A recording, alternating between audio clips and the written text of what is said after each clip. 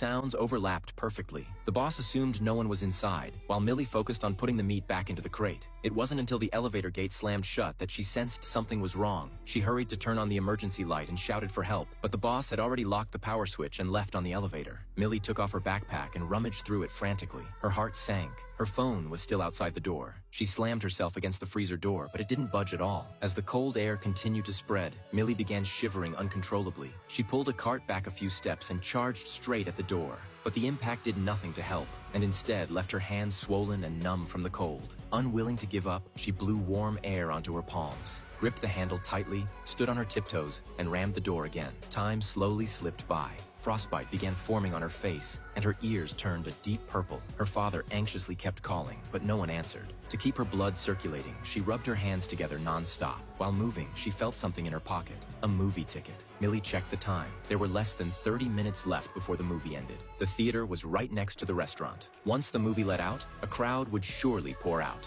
Realizing this, she immediately grabbed a tray, crawled up to the freezer door, and stared intently at the ticking watch hands. When the movie ended, a large crowd did indeed spill out. Millie seized the moment and pounded on the door with all her strength. A boy noticed the strange noise and finally stopped walking, but at that exact moment, Millie had completely run out of strength and stopped knocking and calling for help. The father picked up his child and decisively left the mall. Just like that, Millie missed her only chance to escape. She curled up in a corner, half asleep from the cold. Her father was still waiting downstairs, but there was still no news. The lights throughout the mall were turned off. Millie was now the only person trapped inside. As the temperature continued to drop, her watch froze and stopped working. In an enclosed space like this, losing track of time was the most dangerous thing of all. As if that weren't enough, Millie started bleeding from the nose. In despair, she drifted into a heavy sleep. When she woke again, her fingers were stiff, and the temperature had fallen to minus 16 degrees Celsius. She dumped everything out of her backpack, even trying to make use of her thin underclothes. She tore the fabric into strips, pulled over a cart, grabbed some tape, and fashioned a crude insulated glove to keep her limbs from freezing solid.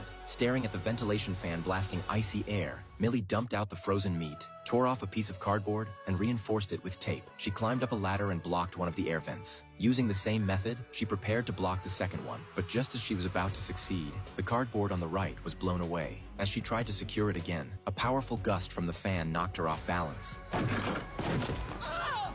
Millie dodged quickly, but it still slammed into her right foot. A surge of searing pain ripped a scream from her throat. Looking down, she saw her ankle was broken. Millie sobbed uncontrollably, yet still forced herself to tear off the tape and remove the last layer of protection. Her foot was swollen and deep purple. Tears streamed down her face, which was already covered in frostbite. She tried to touch her swollen, bruised foot, but the instant she did, a stabbing pain shot through her. At last, Millie broke down completely and cried in utter despair.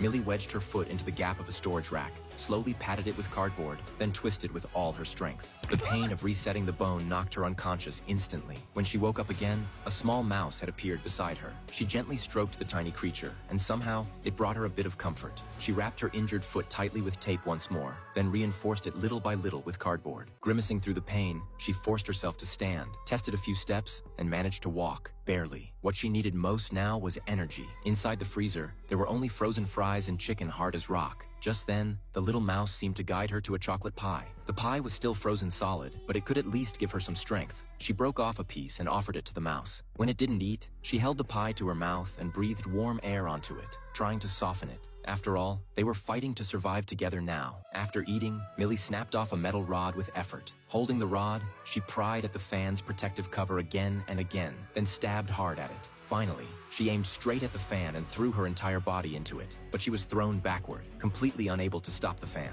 If this continued, death was the only outcome. Meanwhile, Millie's father sensed something was wrong. His daughter had never come home this late before. He questioned her co-workers and manager, but everyone said she had clocked out long ago. He rushed to the police, but the dismissive officers barely took him seriously. Back in the freezer, Millie placed the mouse into her backpack, trying to keep it warm. That's when she felt something inside, a lighter. She quickly lit a piece of paper. The frost on the walls began to melt, and the temperature inside seemed to rise slightly. But before she could feel relief, thick smoke made her cough violently. The freezer had no ventilation at all. She had to extinguish the fire immediately. Yet the melted frost marks left on the scorched cardboard gave her an idea. By now, she had been trapped inside for 3 hours. Millie decided to build a crude insulated ice shelter to preserve warmth. Once it was finished, she placed the mouse inside first, then crawled in backward herself and sealed the entrance. Finally, she flicked the lighter again, hoping to stay warm. But before long, the lighter ran out of fuel. Only then did she realize the mouse, who had slipped out earlier, had frozen solid. She tried to climb out, but her arm was frozen firmly to the ice. Clenching her teeth, she tore herself free, ripping her skin loose by force. Staring at the mouse's lifeless body, she knew she wouldn't last much longer either. So she began throwing frozen chicken at the fan, trying to jam it with the meat. After only a few throws, she was completely exhausted. Then she spotted plastic wrap nearby and immediately wrapped herself tightly in it, continuing to hurl chicken at the fan. Finally, one piece of chicken got stuck in the blades. Carefully, she stuffed more chicken inside to keep the fan from restarting. But when she tried to disable the second fan, she no longer had any strength left at all. At that moment, Millie's boyfriend learned from her coworkers that although she had clocked out, she had stayed behind working in the freezer. Police also traced Millie's phone, confirming she had never left the shopping mall. Everyone rushed to the building, frantically searching for Millie trapped in the freezer. Inside, Millie noticed a loose screw. Using a hairpin, she slowly twisted it out. Behind the screw was a ventilation duct. She crawled toward it with everything she had left, but lost strength and fell hard to the ground. All she could do was bang on the duct with metal trays, throwing them down one by one. This was her final hope. At that very moment, her desperate father passed directly beneath the duct. He noticed the falling trays. Above the duct was the restaurant's freezer. When the freezer door was finally opened, Millie had already lost consciousness. Her devastated father collapsed in tears on the spot. But just then, Millie's hand suddenly twitched. Everyone in the hospital was stunned. Despite severe frostbite over her entire body, Millie was not in critical condition. Most people feel cold in a 17-degree air-conditioned room, yet Millie survived for 5 hours in a freezer at minus 18 degrees, wearing only a short-sleeved shirt. It turns out the human will to survive really